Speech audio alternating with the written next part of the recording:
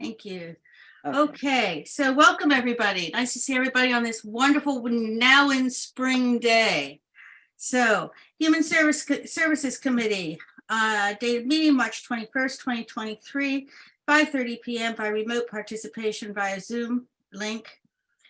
Join Zoom me https://town of Barnstable us.zoom.us/j/84796820876 meeting ID 847-9682-0876 one tap mobile 877-853-5257 US toll free 888-475-4499 US toll free meeting ID 847-9682-0876. So we are, I'm going to take it, committee member Carlos Barbosa. Roll call. Yes, I'm here. Thank you. And committee member and state representative Steve Sorrows. Yes. Hello, Madam Chair. I am present. Hi. I am also present, Cheryl Powell, Chair. We did hear from committee member Scott Fitzgerald and committee member Liz Rabadell would not be able to make it tonight, unfortunately. Kim did say she'll be coming, and I don't know if we heard back from Megan or not, but we have a wonderful speaker tonight. We do have 3 people who want to come on to our committee as alternates. Cynthia, do we know anything about the alternate situation? None as of yet, Madam Chair. They plan on discussing that hopefully at their April meeting, and we can go further then. Excellent. Okay. And also, I know you have one who also joined another. We have 2 new people who have arrived. Committee member Kim Crocker-Crowther, welcome. And also our town council liaison, Betty Lutke. Thank you for joining us. Have I missed anybody? Hello, everybody. Okay, excellent. So that's the membership update. I'm going to go down to move plan of action towards the bottom because I'm not holding up our speaker. I'm just going to ask, is there anyone here for public comment? None at this time, but we are joined by your liaison, Councilor Betty Lutke. Okay, I've acknowledged her, and I was so glad to have her with us. Just very quickly, the alternates thing we've done. Want to still get that who the person is that's running the youth commission, so I can contact them. Videos, as I said, I haven't typed up the one from the last one with regard to the food banks or food pantries. Because I couldn't get the video, but I do have access as of today. It came, that's going to come under this. The other last thing to bring up, and Cynthia, you'll probably have the answer to this. It came up in a meeting I was at earlier today, that there's going to be a decision sometime within the next month, apparently, as to whether or not we're back in person or remote. That's correct. The governor extended the original order till March 31st, 2023. They're due to take up legislation to extend that, but they have not done that. So as of March 31st, if no action has been taken, we all have to go back in person without remote capabilities. Okay. So, excellent. And 3. So there's 3 things that must go in at the end. Thank you so much for clarifying that. Okay, we had the pleasure, this is more on the housing, because I think that's where we had some, needed more information. I think we've covered the food pantries. We had some fantastic information last time from 3 wonderful parties of speakers. Tonight we have Patty Alonzo. She's again from Housing Assistance Corporation. She came extremely highly recommended. So I'm going to turn over to you. We'll let you say what you say. If you don't mind, we'll ask some questions afterwards, and then you're welcome to stay with us. Well, let me apologize for this one behind me. He's got a breathing issue. He's a pug, so it sounds like I'm snoring on a 24-hour basis.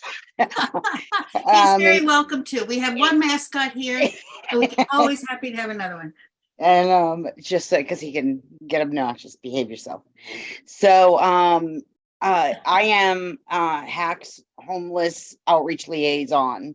So I am the one who I do a lot of outreach in the community. I'm the one who will go out into the woods and find camps and encourage people to come in and to work with me to get housed. So people that I work with are legitimately homeless. So they are people that have been unsheltered, not couch surfing technically by HUD standard. That they actually either sleeping in their vehicle or sleeping in other places that are uninhabitable. People that are in the shelter are considered homeless or emergency shelter. Like that could be like placed in a hotel paid for by someone other than themselves. So like a church or the shelter group. So that's the criteria under HUD standards under which I can open a case.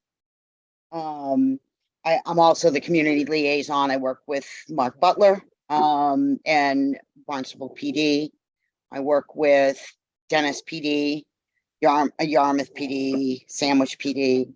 So I am the go-to person for the police departments, and I work with them, and I attend all their community impact unit team meetings. I work with the mentally ill. I actually, prior to this, I worked at Arbor Counseling for 10 years. Wow. So I do have the mental health background, and these all cross over. The people that I'm working with are substance abuse clients very often, but usually under that is also the mental health piece. They don't necessarily have to have the substance abuse on top of it, but very frequently they do. Where I'm working with addiction specialists and recovery support teams and Cape Cod Hospital navigators. So it's a team of people that we all work together to try to, reduce the numbers, really, is what I'm doing. My caseload is larger than it's ever been. Since the pandemic has only made it worse. We had the moratorium, which, landlords did suffer through. Believe me, a lot of them took a hit. And then immediately following that, then they were anxious to take our voucher holders because then it was guaranteed money. And I don't blame them. They have mortgages to pay too. I get it. But now there's no moratorium and now there's a housing shortage. So it's definitely a different ballgame right now. We had a endless pot of money from the federal government, from the state, throughout the pandemic. And honestly, we haven't run out of money yet. We very often will run low on raft funds, but we haven't since the pandemic hit. So we do that too. So we also, do mortgage counseling. We do, we'll pay mortgage arrearage, utility arrearage, and we do any kind of prevention that we can to prevent homelessness from occurring. We run the family shelters through, with DHCD. And that's kind of like the potpourri of what HAC can do. And of course that phone's gonna ring now. Sorry about that. So I met Kim through a mutual client, and she's been a great resource for me, and I hope I can do the same for her. And if I can answer any questions anybody has, I help people with housing and try to get them identified and get them put into places with, whether it's PSH, which is permanent supportive housing, or it could be just a voucher program where they just don't make enough money to pay the rents. The rents have skyrocketed, where most of our rent, we're losing landlords at a quick rate right now because they can jack their rates up pretty quickly, and then we're just trying to keep accruing, acquiring at least some kind of property to put people in. And then I have my mainstay landlords that I work with, and I help them with their property management, and then they let me use their housing. So, Okay. and I'll take anybody's questions because I didn't prepare anything. I didn't realize I was this was a different, I was under a different impression, but that's because I probably wasn't paying attention. You did an excellent job. Thank you so much. Anyone have any questions? Town Councilor Betty Lucky. I have about 3 million questions, but I'll Let's limit start it. with one. Well, you know, and then go on to 2 and then go on to 3. Okay. Patty, you are the woman of the year. You're amazing. You are exactly what everyone is talking about, is the homeless. And the homeless are used by so many people to support arguments. And I find it really distressing. Mhm. I heard a lot of people talking about the homeless to support the dockside development. And I find that horrible. And so it's so refreshing to hear you speak. These are people and they need help. And they're not a commodity to use for people to justify or not justify whatever cause they're trying to justify. So I really admire you. Let me just share some. I was walking my dog home. I left off my son's car to get repaired on North Street, and I live over in the Hyannisport area. I was walking the dog home. I thought I'd, take advantage of the walk I had to do anyway, since I didn't have the car. And I ran in, it was early in the morning, and I ran into this wonderful woman named Maria. Do you know Maria, who Yes. basically inhabits Main Street? had the most- She travels between Falmouth and Hyannis. Yes, I know exactly who Maria is. Yeah, you know exactly who I'm talking about. Mhm. We had an amazing conversation, and I'm not sure what part of the spectrum she would fall in. She didn't seem like she had a drug problem, but maybe she does. Maybe some mental health challenges. But we Mhm. had a very coherent and beautiful conversation. And she also knew a lot of the guys. She knew where they slept. She knew everything. She does And- know a lot. She's, I was just so impressed with her. But I hate to say it in this way, but she seemed to want to be homeless. She does. Is that my correct perception? And then, you can't force people. I mean, but she seemed Mhm. wonderful. She seemed healthy. She seemed robust. Can you talk a little bit about these folks who maybe want? I mean, to be- there is a smaller percentage of people similar to her that don't want to be housed. They don't want to live by the rules. They don't want to pay rent. And although they present relatively well in a good situation, when cornered, not so much. Yeah.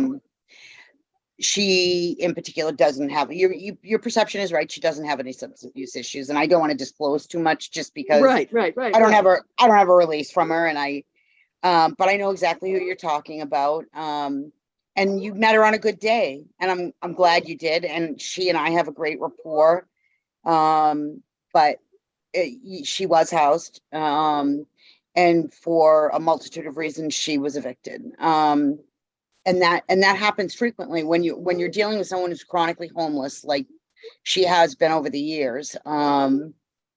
They struggle with home when you do house them. They struggle with it for a while. I housed a guy who had been literally living outside for 7 years. He had the cleanest camp I'd ever seen in my life. It was, he had a bird feeder up. He had a dog bowl full of water for the critters.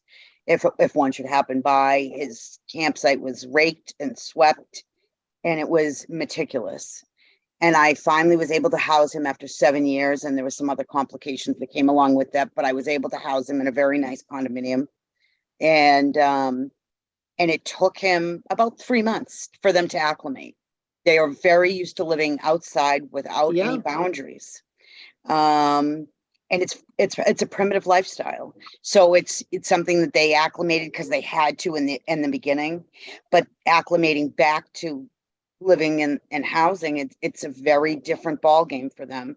And it's a struggle. It's a mental health struggle. They really they have a hard time with it. And that particular guy that I'm sharing the story about, 2 weeks after I had housed him, he was in got him all set up and got bought him a bed and a dinette and all that stuff, and all the stuff that I can give him through Raft, and we have a welcome home room. I give them pots, pans, dishes, everything I can dig up that they need, towels, salt and pepper shakers, things that we just don't even think of. Can openers, stuff like that. He had a complete meltdown by week 2. Called me, really having a hard time mental health wise. And I said, I'll wait. It's okay. It's going to be a transition. You just have to hang in there and I'll check back with you in about a month. And I didn't call him for a month because once I've housed them, my case closes. And some of them do get case management, but in his particular case, he didn't. But I do carry them usually for 30 to 60 days after through a transition. And it took him at least probably 6 weeks. And then we were able to talk and he called me and he apologized for having the meltdown. I said, it's all right. It's an adjustment. It's a huge adjustment. So they have responsibilities and bills they have to pay and the pressures that we have on a daily basis that we are very used to. These guys really struggle with. Yeah. And one thing you talked about was the landlords. Something that I'm trying to do is push through. I've been told that what I have to do is present it to the town council leadership to bring it onto the agenda. And I'm not sure if you're familiar with this program that they have in Provincetown, where they provide tax incentives to landlords who rent to affordable, people who qualify. Are you familiar with Provincetown's program? I am not familiar with their program, but I think most towns do have that program. And we do not have it. And Barnstable's low income is different than normal. It's higher. Yeah, I mean, well, with your expertise, do you think I've heard people say, it's another tool in the toolbox, because you said you're getting some problems with your landlords now, and this might be something. If they do get a tax reduction, it might be just one more incentive to help. It does, and it does help. You're right, Betty. It does. One of the biggest property owners that we have always used, Charlie Pisacano, he takes advantage of that, of renting to low income housing and things of that nature. And Charlie's very easy to work with. I think he's a great guy. And she recently called me very upset. He talked to his insurance provider for his housing because he has to insure all of his buildings. And he was told if more than 20% of his tenants are on housing, then his rates are going to go up. So his insurance broker told him they were going to charge him more for anybody on a housing voucher. Well, then this is exactly the kind of, I've got to work with you as I put together my proposal so that we have this kind of language and this kind of understanding of the financial pressures and how this could be another tool in the toolbox to help do that. That's a penalty for him. You know what I mean? That he'd have of course it is. Yes. And he was absolutely enraged, and I don't blame him. And Charlie just is a mellow guy and doesn't usually get enraged. And I said, that's discriminatory in my opinion. And so I shared a link with him, through the Massachusetts Fair Housing Commission up in Boston. I sent him that link, and I haven't followed up with him since. But that's not right, to penalize someone for providing housing for a certificate holder. Yeah, you shouldn't be penalizing for someone who's doing the work that it is so difficult. I mean, there's so many challenges. It's very difficult. And then to penalize somebody who's reaching out. Right. And I'm sure if I gave Betty, if you don't mind, I can certainly connect Charlie and you together. And that would help. I mean, I need the story from the streets, from these landlords, so I can help get this forward, because I'm the only one pushing it right now. And that's what it's going to take. And by gosh, I'm going to push it because it needs to be on the table. And I'll get your information. If I can get your information at the end, and then I'll pass that on to Charlie. Yes, thank you. And then the last thing you talked about, looking for spaces for shelters. I mean, are you actively seeking? Where are the shelters? Right. I mean, we only have one shelter on Cape, and that's on Cape. On the Cape, we only have one shelter, and that's St. Joseph's House, and we own the building. Hack owns the building. but Catholic Social Services runs the shelter program. They had won the last contract bid, which was before I had come to HAC, so that was prior to 2018.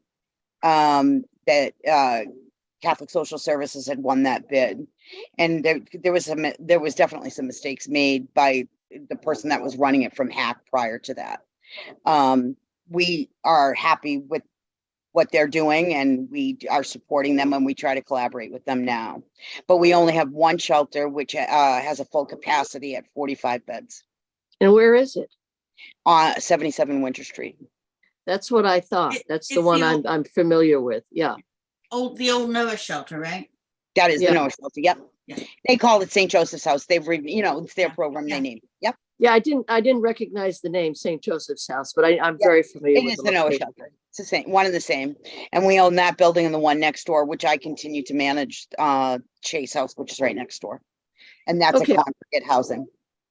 Just to interject here to keep everyone safe. We know that the name that was mentioned is obviously not the right name. Right. So what I usually do is come up with a universal, what I do like in our staff meetings, it's amazing how many patients I have that are named Jamie, because it covers males, females, it covers all age ranges. Yes. So I try to remember to always, if I'm talking about a case, well, this is the Jamie for today, and this is the situation. So if we try to remember that this is on camera, and because some people have Right. licenses under HIPAA law, to, just call, we've got Right. a Jamie or whatever, and we know that the other name that was used is not real, just to keep people safe. Yep, Any more, absolutely. Betty? No, thank you, Cheryl. That's a great point, and thank you. That's a beautiful. No, I'll quiet down. As I say, I could talk, I think, endlessly to Patty, but I'll quiet down here for a moment. No, So- my I point appreciate three your is, advocacy.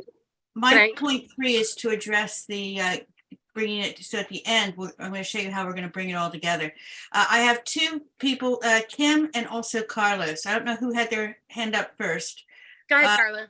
No, go ahead, Kim. I can wait. Go ahead, Kim. Okay, Okay, so, Kim. so as Patty said, we were fortunate enough to meet each other over two patients in particular that are seen in our office who were struggling with navigating the housing situation. But more than that, they were struggling with offers of how to get to housing and how to comply with it. And one thing I think it would help Patty to talk about a little bit is the conversation she and I have ongoing about what do we do, or maybe Patty, a little bit about how people can actually be very resistant to congregate shared arrangements, Yeah. and how that presents a barrier in terms of their going forward and securing housing. Because I think it would be good for the committee to hear that. Right. I agree with that, because I also have, it's going to be my question, but I always let the committee members go first, because we do have patients that say, I'm not going to go into group housing. I'm not going to go into residential. Right. What do you do? And congregate is different from residential. Correct. So, and the difference being, I used to run a residential program for Latham Centers, and I ran a residential program for Seven Hills and a bunch of other companies. So I've residential housing is programmatic, so it's based on a program on the clientele that it houses. So there is either mental health issues or cognitive limitations, and there's a structured program that those residents attend on throughout a day. So they have a Monday through Friday schedule. They're usually transported, and they're very staff supported. They even have overnight staff. A congregate house is a rooming house for all intents and purposes. We'll call it that. So those are rooms that are rented to individuals, and it's a reduced rate because they're renting basically that room, and then they share the common areas. So they share the kitchen, they share the living room, they share the laundry facilities. And I know that we have several congregate setups, and we have multiple refrigerators. And so we try to keep it so we try to keep the disagreements down to a minimum. So like they all get their own cabinets if they want, they all get their own, refrigerator space, and there's multiple units in there. So and they share bathrooms. So there's like in Chase, for example, we have three full bathrooms and a half bath off the kitchen. The kitchen is absolutely enormous. I wish I had it in my house. And then they all have their own bedroom. So they do share the laundry, like the washer and dryer, and then they have and then they share like the living room and the dining area and stuff like that. Otherwise, they all have a room that has a lock on it. And we don't use keys anymore. We use the keypads. So those rooms are secure, and they're only the tenant gets that code to get into their room. And the house itself is also coded with a different combination to get in and out. So they still have their own space. They can have their own televisions. They can get their own cable connections, their own Wi-Fi. They can do all of that. And Stephanie, I'm on a Zoom. My daughter just came in, and I didn't think she'd be home this early. So there's they all share that common area and space, and for the most part, it goes relatively well. But it's just like a room rental, and they have this vision of a program in their head, and there is no program. We don't tell them when to come and go. We don't, we have rules like we don't allow alcohol in the house or drugs in the house, and we don't allow overnight guests. So it kind of preps them. It's a good prep for them to be in an apartment after that, when they're on a wait list for like a Section 8 or anything like that. And actually, some of my people in my congregates have Section 8s already, and they're using them in our program. What's the wait list like for those accommodations? For the congregates, they're not anywhere near as lengthy. I could take like a mutual client of, we have a couple, like she said, mutual clients, Kim and I. One of them is in one of my congregates. Yep. And then the other one I would like to put in a congregate that is not run by us, but because I know that they have space, but she really struggles with leaving her car and the safety of her car, and her, she just can't let it go. And she, like, even during that super cold snap, she was still in there. Wow. So it's hard for them, but